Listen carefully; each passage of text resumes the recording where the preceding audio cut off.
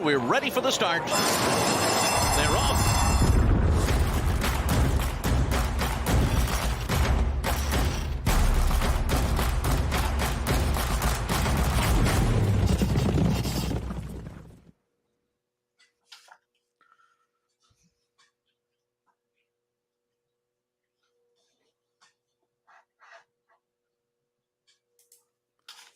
And welcome in, everybody, to the First Call Podcast. Jeremy Plonk, along with Jeff Siegel from ExpressBet and First Bet. A blessed Good Friday to everybody, and an early Happy Easter. Holiday weekend racing, Jeff, and it is for racing fans a big holiday because it's the opening of spring, it feels like. When Keeneland opens on the Friday, we've got Santa Anita Derby this weekend. This is a good time to be a racing fan, no doubt, here this weekend. Boy, some really good racing on several fronts this weekend here at Santa Anita. Fantastic card. Of course, Keeneland with their Saturday card, and then the Wood Memorial card in New York. So we've got tons of action everywhere. And surprisingly, sometimes when you have cards with lots of stakes races, you get a lot of short prices. But the gambling, I think, will be good this week. There are several opportunities to make some money with maybe trying to find some upsets, and the undercard races are excellent as well. So we will be busy. We have been busy. I know the last few days preparing for this, but now we've got it all kind of sorted out and ready to handicap and ready to dive in.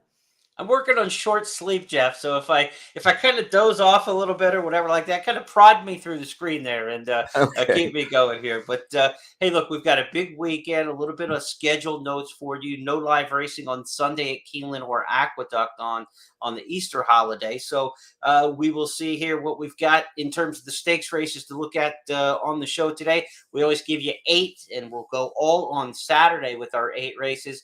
The 2 from Keeneland among 5 stakes races with an all-stakes pick 5. We're going to show you the Madison Stakes and the Bluegrass Stakes as far as our handicapping thoughts go. We'll go to Aqueduct for the Carter Grade 1 Sprint there and the Wood Memorial. Of course, the big Triple Crown Prep in New York. And then out to Santa Anita, where it's Santa Anita Derby Day, about a half dozen stakes on the schedule. We'll look at the Charlie Whittingham on turf, the Santa Anita Derby for the 3-year-olds. We'll go with the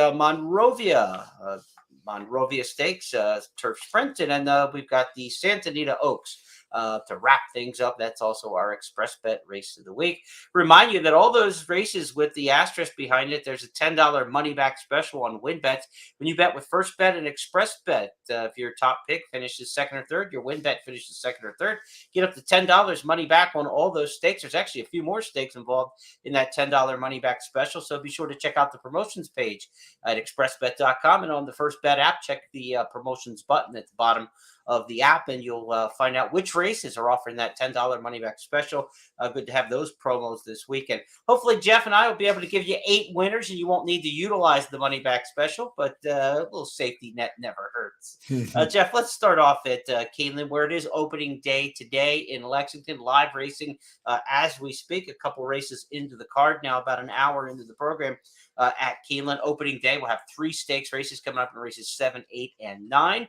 We're going to look at Saturday stakes races, though, starting with the Madison. It's race number 7 on the card Saturday, grade 1, 7 furlongs here. And Jeff, it's a field of 5. There's no real fluff in here. I'll be shocked if Cocktail Moments can win on the cutback and distance, but the other 4 are really nice fillies in here. But then there's one that's beyond really nice. It's Goodnight Olive. I don't know. There's no gamble here. She's 2 to 5 in the morning line, but I always thought Goodnight Olive was a little underappreciated last year, kind of in the shadow of some of the outstanding performers in the other divisions, and we kind of forgot about a filly last year who has won 6 out of 7 lifetime. Got beat somehow in her debut and has won everything since, and has dominated, multiple graded stakes winner, and does it the right way. And I'm going to assume that she's fit and ready to return. I don't think they would run her short. There's no reason to. You get a filly with a winning streak like this, a mare like this, you just want to keep winning. So I'm assuming that she's fit enough. But you're right. This is not a pushover field. Sometimes you get an easy race and you don't expect to see one in a grade 1 like the Madison. But Society, I mean, she's got some form that makes her dangerous. You girl get tested for class, but she's won her last 2. And I don't know how good Mary Quite Contrary is, but all she does is win. So this is a good race. I'm expecting Goodnight Olive to win. Again, no gamble, but I'm not going to miss this race because she's one of my favorite race performers from last year, and I'm hopeful that she can kind of pick up where she left off. Yeah, it's a race where the favorites have won 3 years in a row in the Madison Stakes. Chad Brown's won this race before off the long layoff. Remember Paula Silver Lining doing it off a long break, similar to what he's trying here with Goodnight Olive. So there's not a lot of reason to try to go against her. I know I put out a pick 4, pick 5 ticket where I'm trying to get a little cute and try to beat Goodnight Olive for the sake of price. Yeah. She's going to be singled everywhere by everybody, essentially. And so if you beat her, this ticket automatically blows up on the big card on Saturday at the All Stakes Pick 5. I like some chalkier kind of results in other races. So you can't have a bunch of 2-to-1 shots and then single her as well and get interested in playing the sequence. So if anybody's going to beat her, I think it's Ujiri on the front end. I think this is a speedster, is a true 6 furlong horse going 7, where some of these are a little bit longer kind of horses, maybe on the cutback. So she's kind of got like a double speed edge, I think, on some of these, So I think Ujiri goes to the front, and that's maybe the upset hope. And, if she's good enough to win and Goodnight Olive doesn't fire her shot, then maybe she takes him on the front end all the way. That's kind of my thought if there's going to be any sort of upset in there. But I expect Goodnight Olive to win, but I'm going to try. I'm going to get a little cute. Maybe first time back, she's not, sharp enough, but she's likely a solid choice and winner in here. There are plenty of opportunities to try to find upsets in other races. Maybe trying to beat Goodnight Olive isn't the smartest one to do so. Also at Keeneland on Saturday, of course, in our handicapping schedule, it's the Bluegrass Stakes. That's race number 9 on the program. Mile and 1/8 for the Bluegrass, 100 Kentucky Derby qualifying points to the winner, down to 40 for second, 30, 20, 10. Those points could be important for some of these runners. And, Jeff, as we start to look at some of these Triple Crown preps on Saturday, the first of 3 of them coming up for us is the Bluegrass.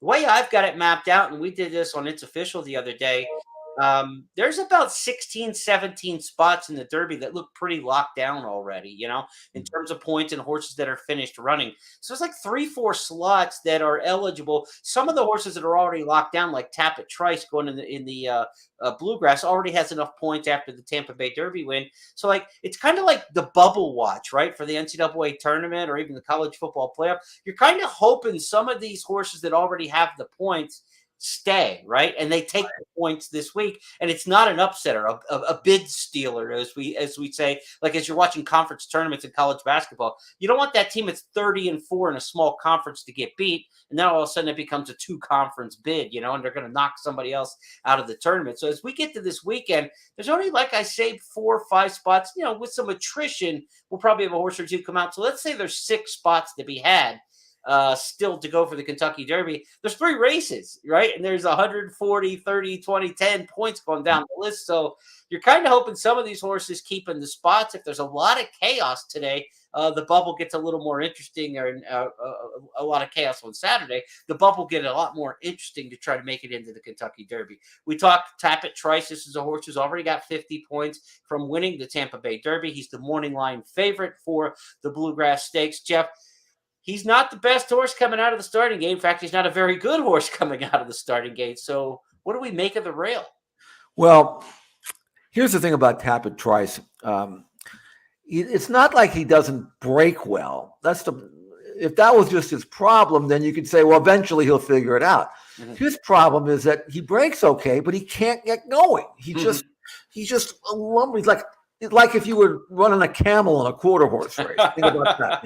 He just takes forever to get going. Yeah. And once in motion, he's fine. In fact, I watched him breeze the other day on video at XBTV, and he breezed really well, but he's in motion. He has a running start, and then he goes like this, and he looks terrific. But spotting the field and then getting behind a wall of horses and having to go wide to extract yourself is his issue. Now, maybe eventually he'll learn to come out. And I think from the rail, I think Saez is going to ride him coming out of the gate like a quarter horse, just so he gets run on his mind and he can at least preserve some of that inside position without getting shuffled back to last. Yeah.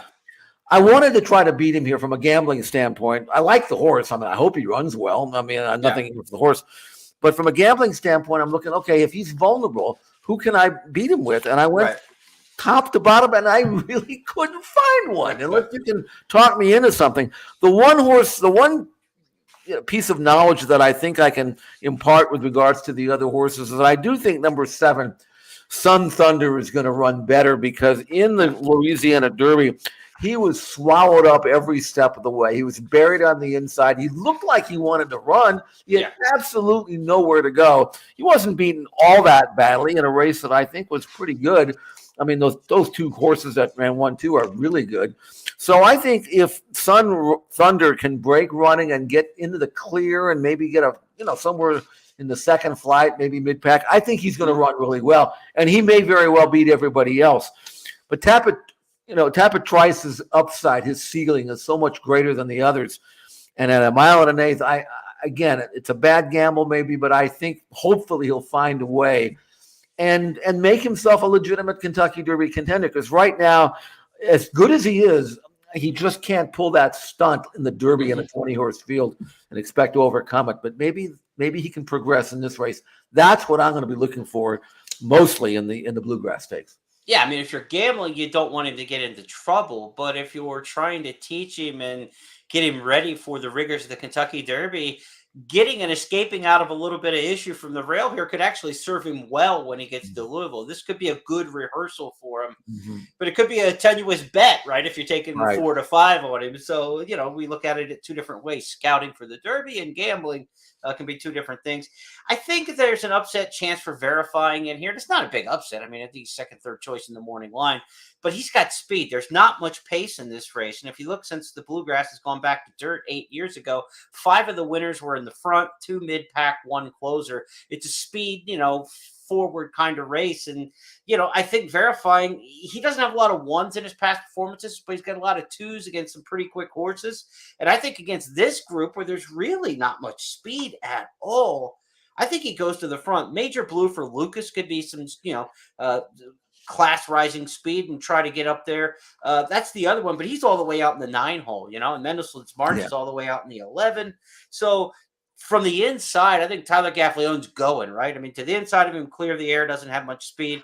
Tapit Trice, he's not super fast out of the gate, even if, hopefully that Saez hustles him out of there, as you mentioned, quarter horse him out of there. I think Verify is going to get the lead in the rail, and so just go. The Brad Cox horses typically, up front are tough.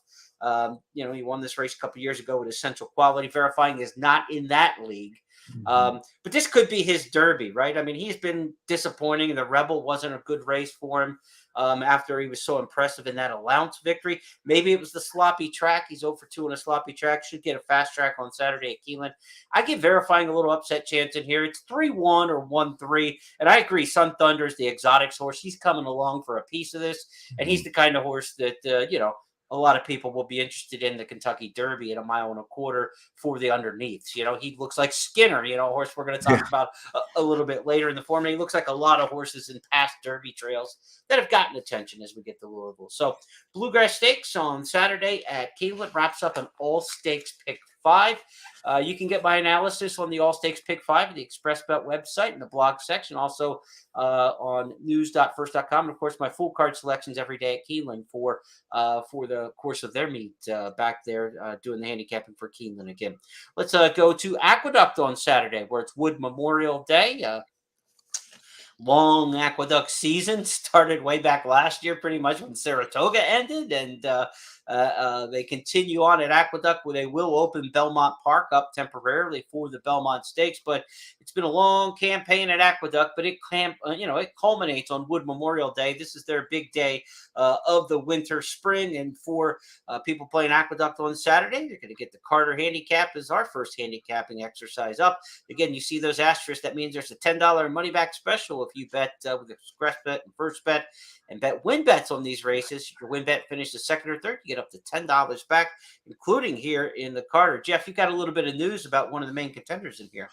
White Barrio, who I thought was a major player. Obviously, he was the 2-1 morning line favorite, but if you looked at his form, you'd think, well, wow, he's a one-corner horse, and they finally figured that out. Anyway, he's not running. Reports are that he was sick, so they take the morning line favorite out. And that leaves us with, I think, 2 main contenders here. number 4, Repo Rocks, who was taking his game to a different level since being taken over by Jamie Ness.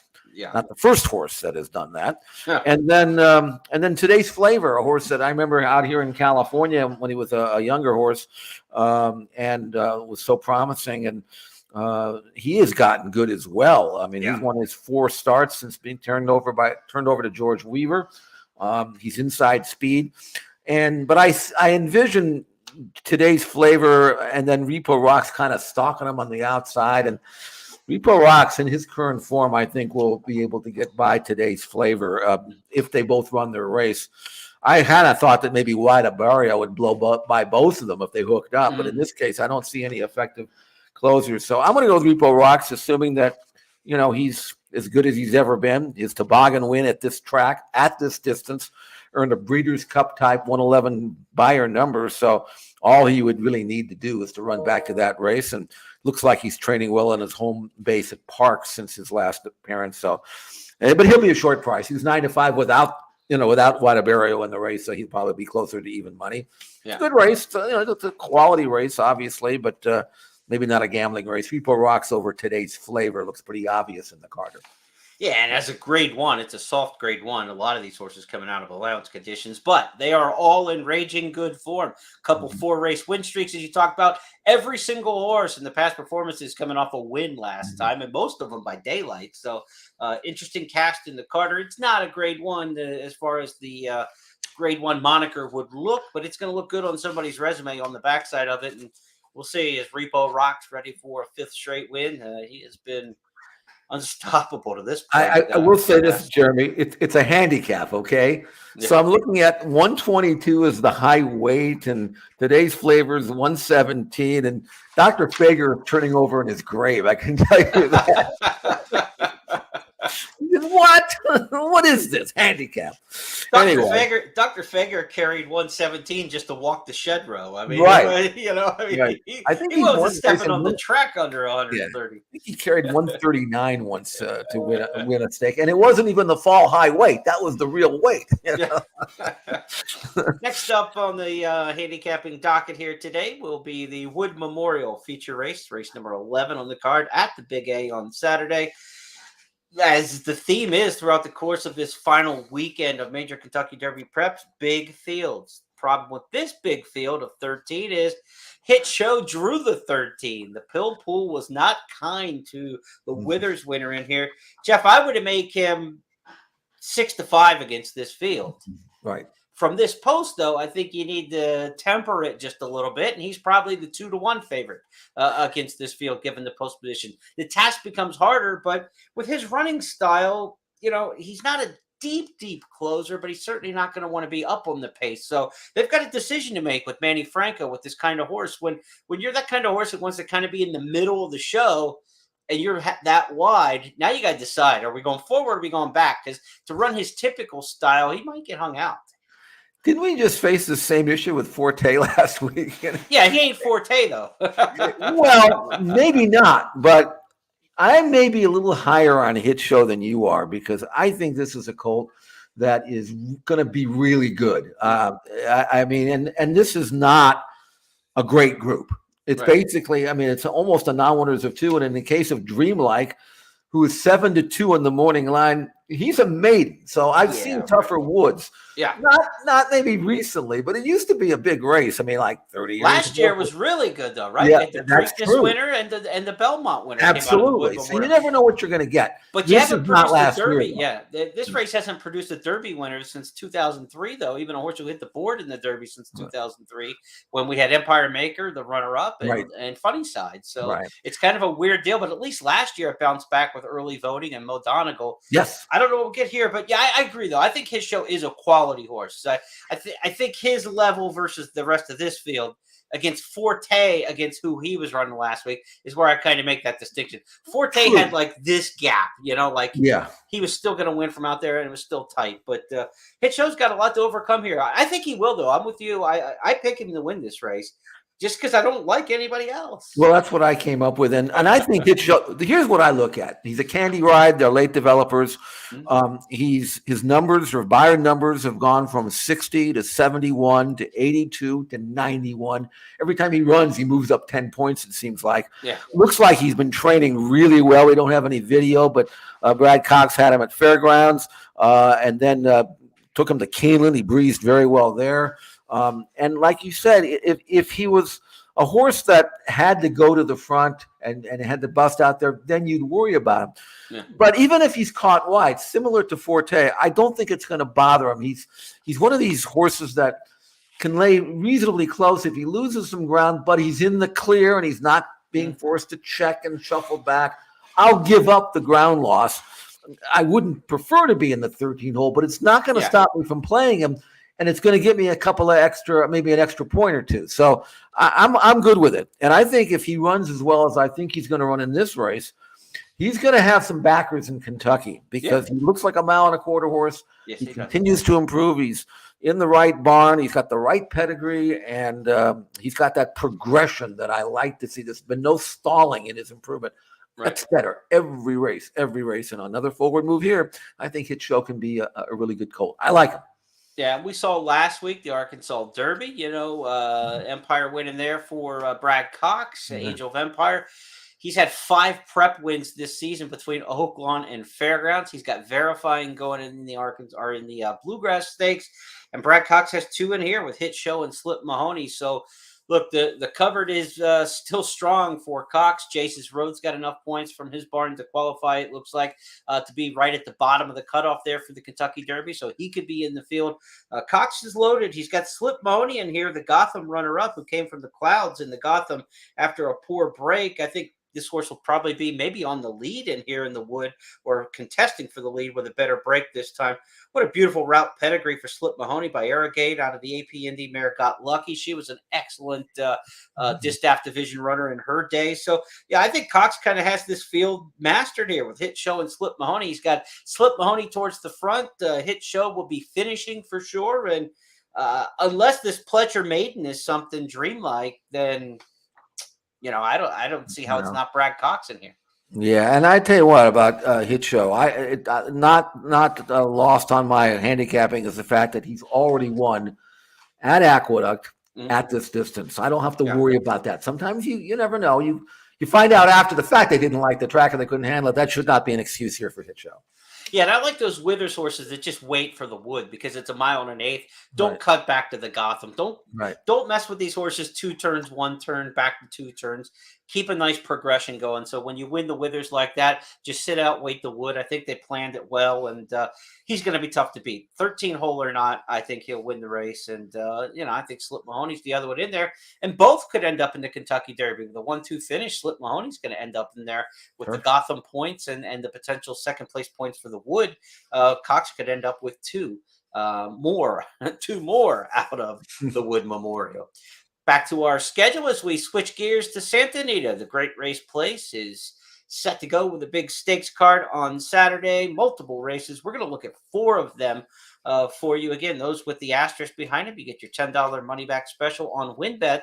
The first bet, express bet. If you're WinBet in the Santa Anita Derby, the Monrovia, or the Santa Anita Oaks finishes 2nd or 3rd, you get up to $10 back. Saturday at Santa Anita, too, Jeff. Big handicapping tournament. Want to let fans know the $1,500 Santa Anita Derby Day Challenge. If you want to play on track at Santa Anita or online with ExpressBet, be sure to get involved in that. Go to the tournament section at expressbet.com to get signed up for that. Find out all the rules and details. But the $1,500 Santa Anita Derby Day Challenge coming up on Saturday. Sure, check that out with ExpressBet. Charlie Whittingham is the stakes race in race number 5, named for the Bald Eagle, the legendary trainer. Any fun Charlie Whittingham stories, Jeff? Memories? Oh, he was such a great guy, and was one on my bucket list to have him train for me just one time, one horse, and. People said, you don't want to do that.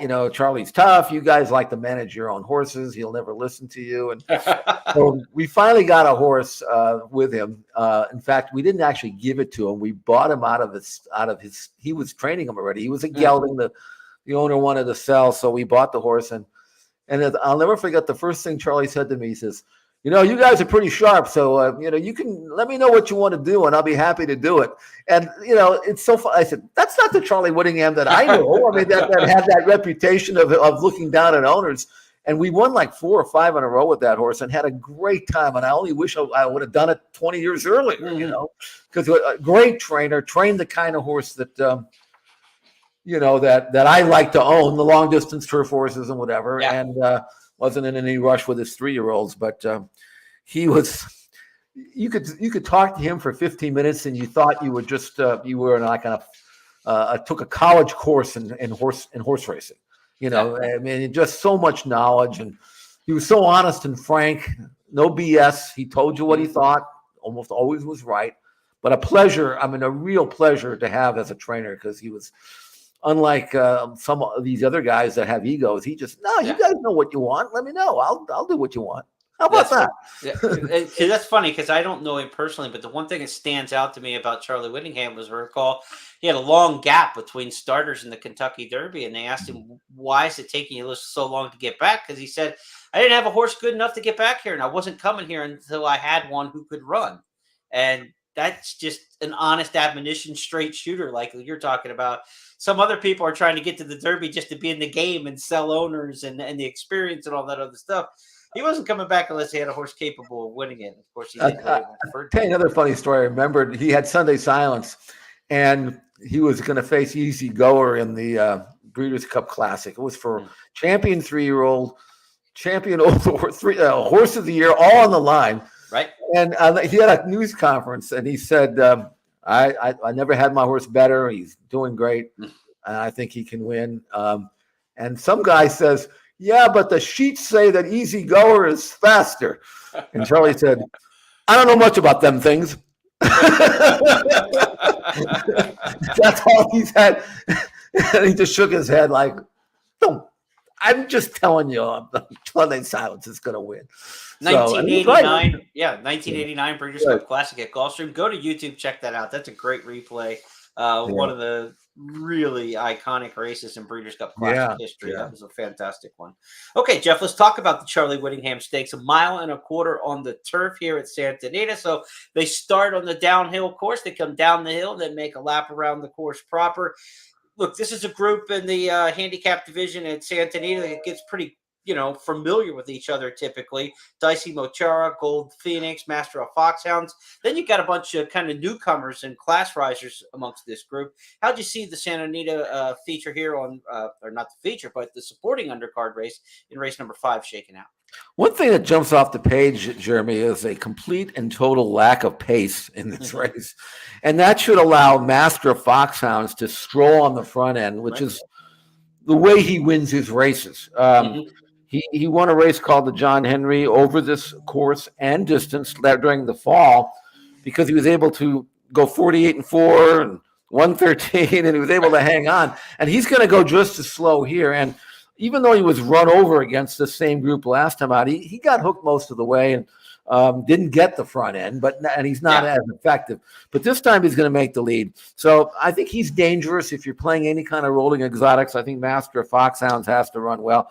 Dicey Mochara was a nice winner, again, on this course 2 races back.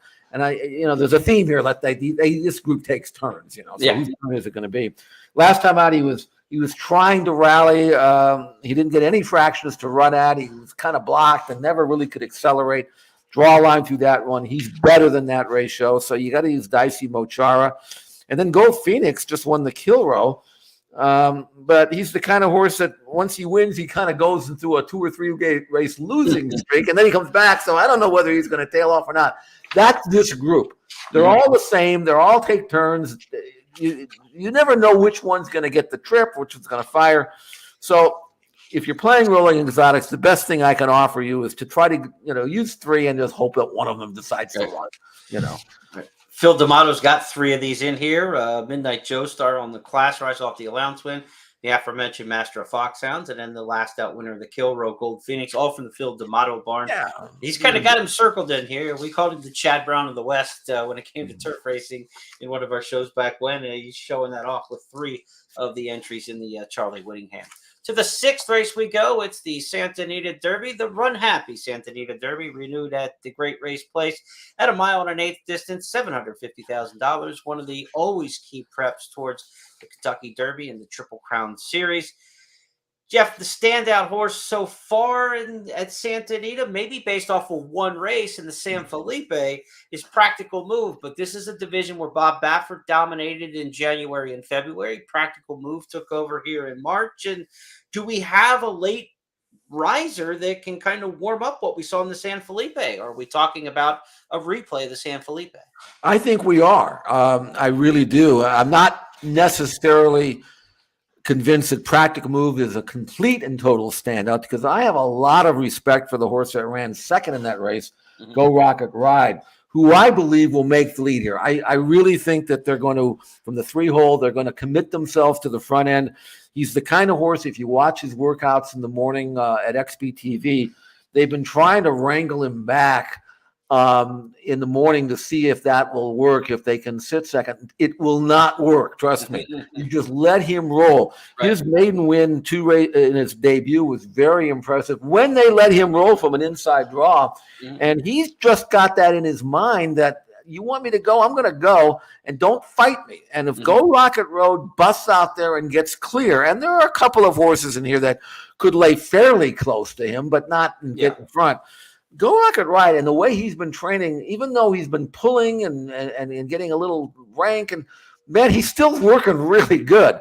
And I can't imagine how fast he could work or would work if they did let him roll in the morning. So as good as Practical Move is, and he is very, very good. To me, he's the second colt in the crop right now, and maybe after this race, he'll be the number 1 horse in the crop, according to what I think. But we'll see how good Practical Move is. He's also been spectacular in the morning. I think both Go Rocket Ride and Practical Move will run well enough to earn a legitimate chance in the Kentucky Derby. But I do think Practical Move, because I think he's a little bit more experienced, and because I think he's got that tactical speed that will allow him to stay within range of Go Rocket Ride, I think he still deserves top billing. But both colts are really good. There's some other nice horses in here. Skinner, who I think will run well enough to run in Kentucky, but this is not a kind of race, I think, on this track that is speed favoring that he likes to run. One other point I want to mention is I don't like this horse, but now I'm afraid of him, and that's number 6, National Treasure, who I was willing to throw out. But his last work was spectacular as well for Tim Yaktine, the quote-unquote other Yaktine, who won't be at a Yaktine after the Derby. So he'll go back to Baffert. But I was kind of hoping I could toss him out, National Treasure, and now I'm a little bit afraid of him because he's training really well, and I don't know how good he is, but I think he'll run well. Really, really important and very interesting and very intriguing and pivotal edition of the Run Happy Santa Anita Derby. Yeah, National Treasure missed the San Felipe with a foot bruise, so he's kind of a start off all the way back to the sham. Right. So he's got one shot to see if he can do it, and he's a little bit behind the training 8 ball, but he's working really well up to this point, but he's just had that hiccup in March, late February into March. Go Rocket Ride by Candy Ride could be a big day for the sire. We talked about Hit Show already. You and I are both big fans of Candy Ride. We'd have no problem at all seeing 2 Candy Rides make it to the Kentucky Derby. And the interesting thing about this Santa Anita group this year, I don't know that they're, a justified Bodemeister, big-time American Pharaoh kind of horse out of there. But you look around with the preps we've seen all around the country, and it's closer after closer after closer after closer winning them all. Arkansas Derby from Off the Pace, Angel Medina, Angel of Empire. Florida Derby Off the Pace with Forte. It's just where the heck is the speed in this crop? Go Rocket Ride, if he can get through this race, even with a second-place finish, he might get to Louisville and find the pace is not that much, and he's the fastest horse out there. Practical Move's got pace about him, too. So they may be 2 of the quicker horses in this crop when you talk about pace logistics going into the Kentucky Derby, because we simply have not seen that buzzsaw front-runner kind of horse this year. And maybe part of that is the Baffert factor, right? I mean, Baffert is the speed in the entire country. His horses are all trained for rocket speed and sustaining it. And he just doesn't have the horses at this point in the trail. He has none of them in his care. But, it's a different year for Baffert since January, February. And maybe those horses weren't cut out to be great Derby horses anyway, but the barn switch, everything that goes with it, it's just different, right? I mean, and when we think about what that brilliant speed has looked like in the Kentucky Derby, a lot of years it has been the Baffert horses. So if he's off, then the speed's going to be off, and that's kind of what we're seeing this year.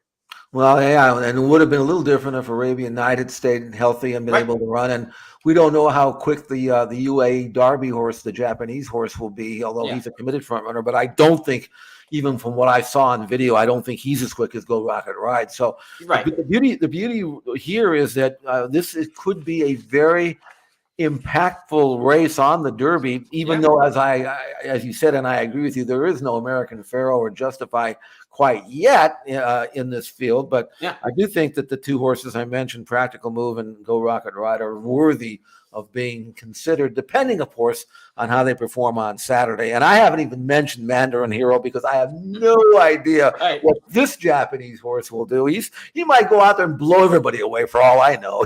So if he does, we're just packing it up and going home. We're just just mail the trophies to Japan and get this over with. Right, it's just part of the intrigue of this very interesting race that we're used to seeing in the recent years. 5 horses and 4 of them are Bafferts. That's not the case here. And it's kind of refreshing that this is kind of a throwback from some of the old derbies that I used to remember watching. And I go back a long way with the Santa Anita Derby. So I can't wait for this one. 6th race on the program.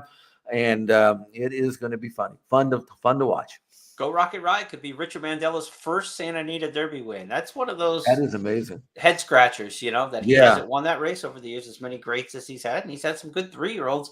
He sent a couple of them out of town in recent years to run at Oaklawn and didn't run in the Santa Anita Derby. Omaha Beach was a good horse. Omaha Beach, right, would have been one that could have been maybe perhaps a Santa Anita. Right, and Afternoon Delights back in 95, I believe, 94, whatever 95. year it was. Yeah. He was a good horse. He just couldn't get a mile and an eighth, which shocked the heck out of me. Yeah. I thought for sure he'd go at least a mile and an eighth, and he hit a wall in the last 50 yards and then went to Kentucky anyway and hit a wall at the quarter pole. Yeah. And then came back and decided, he's really a sprinter, and he won the Malibu. So you never know. The horses are found out in these prep races, and we'll find out a lot about Go Rocket Ride on Saturday. Let's move next to the Monrovia Stakes, Grade 3 down the hill turf sprint at Santa Anita. It's race number 10. No shortage of fillies and mares who want to get involved in this one. A field of 11. They've got to catch Legs Galore. They catch her sometimes, and often lately she's lost 4 in a row. But if there's a better filly the first half mile of a turf sprint anywhere, I don't know who she is. Legs Galore, Jeff, off the layoff. She makes the lead in here, but who do you think catches her, or does she take them all the way? Well, Legs Galore is 6 years of age now, and you mentioned she's lost 4 in a row. We have not seen her since October. I've watched some of her breezes on video, and I haven't been overwhelmed with them. So there's an issue there. But on the other hand, you look at her form, she fires fresh, so maybe she's just in her older age learning to save herself in the afternoon. And then you've got D'Amato's other horse, Amy C., who is really, really good. She's won 2 graded stakes down the hill in a row, and she has her races spaced, and she hasn't been out since January. She's looked terrific, and she's got enough tactical speed to lay behind her stablemate and go on by, which I think was what's going to happen. So for me, Amy C. over Legs Galore. There's a few others in here that have a right to run well as well. They've won several races and whatever, but Freedom Flyer is good too. But I think it's the D'Amato show again with Amy C. wearing down Legs Galore late. I'm curious to see what Awake at Midnight does here, because they've tried her everything. I mean, she's done everything known to racing man in her career. They've run her short, they've run her long, they've taken her out of town. She's been at the highest levels in most of her starts. She runs well, then she throws in a clunker. Now downhill turf sprint, there's nothing on her form at all that makes you say downhill turf sprint, but maybe it'll work. I mean, she's kind of like a Swiss Army knife. She's pretty good at everything, and she just hasn't been dominant at anything. Well, she may be pretty good on grass because she's only run 1 time on the turf. It was a 2-turn race as a 2-year-old filly. She was 7-1. She got beat in a photo. Yeah. Maybe she's been a grass horse all her life and nobody knows it, So I threw her in on my handicap as a backup because she's 15-1. Yeah. Her dirt numbers are really solid. I mean, if you look at her dirt numbers, and sometimes they don't transfer, but sometimes they do. I mean, on pure numbers, she's she's right there with Legs Galore and Amy C. Again, dirt numbers, not grass, but if she handles grass, she's going to outrun 15-1. I promise you that. I've always liked her. I picked her in some big races over the. Yeah, I got a soft spot in my heart for that filly, and maybe this will work out. Maybe this is what she's been wanting to do, and it's such a unique course, right? So you don't know who's going to handle the downhill turf sprint until you try it, and she might just take to it like a duck to water. We'll find out. Santa Anita Oaks, race number 11 on the card Saturday, is our final race to handicap here. It's also our express bet race of the week. You can get my analysis of this in the email newsletter. Feza, the big favorite in here. Jeff, do you think it's Feza punching him out, or can we get an upset? I've been a little critical of Feza because while she's compiled a very admirable record, in fact, she's perfect in 4 starts, she doesn't really run fast. You know, her numbers are okay, not great. But I will say one thing in her defense. Every speed figure she's gotten has been better than the previous. So she's gradually getting better. And I do think that because the way she's been working, and because there is an absolute ton of speed signed on here, she's going to be able to settle somewhere in the second flight and just bide her time. I mean, assuming that everybody who's entered is going to start, you got Venganza on the rail. You're going to gun her. Clearly Unhinged is a very fast debut sprint winner. They're going to gun her. There's a few others in here that like to lay fairly close to the pace. I mean, I'm not saying she'll be close enough, but Princess Patina likes to go to the front. Right. But Feza, I love her style. I mean, she just drops in, sits third or fourth, and then goes when you ask her to go. So I don't see any reason why she couldn't win again and continue on, especially, again, the way she's been training. The other horse I wanted to throw in, I mean, and I don't think 4-1 is value. I think she should be higher than that, is the recent maiden winner and one of our future stars, Window Shopping. Won her last race by 16. Obviously, Pratt jumps off to ride Feza. You don't blame him for that. Right. But I love the way she won her maiden. She won by 16. She ran decently. She could have run faster. She did it easily. I watched her train. Before she ever ran, I thought that's an Oaks filly. And so it wasn't like, that she's come out of nowhere. I don't know how good she is, but who knows? I think I've got a line on the others. Clearly Unhinged, I think, is a good filly, but I think she's a sprinter. I just don't think she wants to run this far. But Window Shopping has already won going 2 turns. So to me, it's Feza over Window Shopping and anybody else you want to throw in. And Tell Me No Lies should be coming from off the pace. The hotter they go, the better shot for her, probably for Peter Miller there. Yeah, she'll want them to cook up on the front end. That's going to wrap up our handicapping for Saturday. Again, we want to remind you that the $1,500 Santa Anita Challenge is up on Saturday. If that's steep for you, play today on Friday in the $80 feeder tournament on the Santa Anita card. So you can qualify for that $1,500 tournament, which is an $80 investment today. Be sure to check that out. We also have the Coast to Coast Pick 5's final 2 editions of the spring coming up this weekend, Saturday and Sunday. Here's a look at the Saturday lineup for the Coast to Coast Pick 5, which wraps up with the Santa Anita Derby. It'll get underway at 4 o'clock with the 3rd race on the card at Santa Anita. A couple stakes actions there from the Great Race Place in the 5th and 6th. Brian Natto, Jeff Siegel will have a social media video for you on Twitter, Instagram, and all the social outlets, YouTube as well, with the Santa Anita and Gulfstream sites for their Coast to Coast Pick 5 preview. Be posted a little bit later on Friday. The guys hit a couple of those so far this season. Last weekend, they hit a 3rd one, I believe. And you're in the plus money, Siegel. You and Brian hit a couple here for nice prices. And most of the tickets you guys put together each week are very affordable. It's not like you're going 5 deep and 5 legs a lot of the time. So nice job there. And Sunday will be the final Coast to Coast Pick 5 for the spring meet. We'll see when it comes back. Santa Anita's going to go on a little timeout after Sunday to give the track a chance to refresh itself a bit and be back in 2 weeks. Well, Brian's bailed me out a few times. I mean, he's come up with the prices. So I think we make a pretty good team. So let's see if we can continue it out on and then close it out this weekend and with some good racing. And also want to remind people that I'll have the full card, as I do every day, full card analysis, race by race analysis, wagering strategies for Santa Anita. At 12 races on Saturday, 12 races on Sunday. But I promise you, I have done the work. Boy, have I ever. I've watched tapes and workouts and done everything that I can possibly do to make this successful, especially on Saturday. And those analysis will be posted first thing in the morning. Wake up and it'll be there for you on ExpressBet, also xbtv.com and santanita.com. I did a lot of work on this one, and I said that the analysis are a little longer than normal because I know people are going to be playing enthusiastically all 12 races on Saturday. So I look forward to that, our analysis. What you need to know for Santa Anita.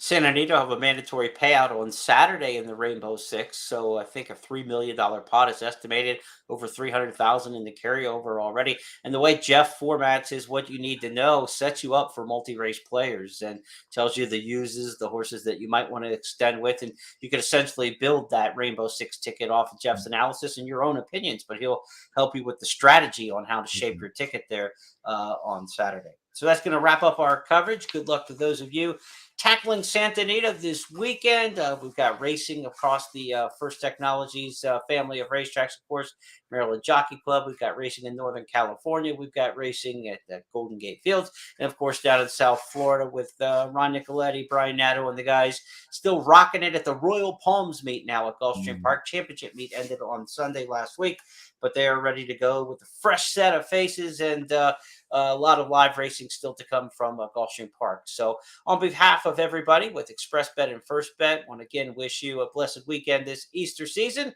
And Jeff and I will be back on Tuesday on It's Official to wrap up the big weekend of racing action. The favor's here, folks. Good luck at the races this weekend.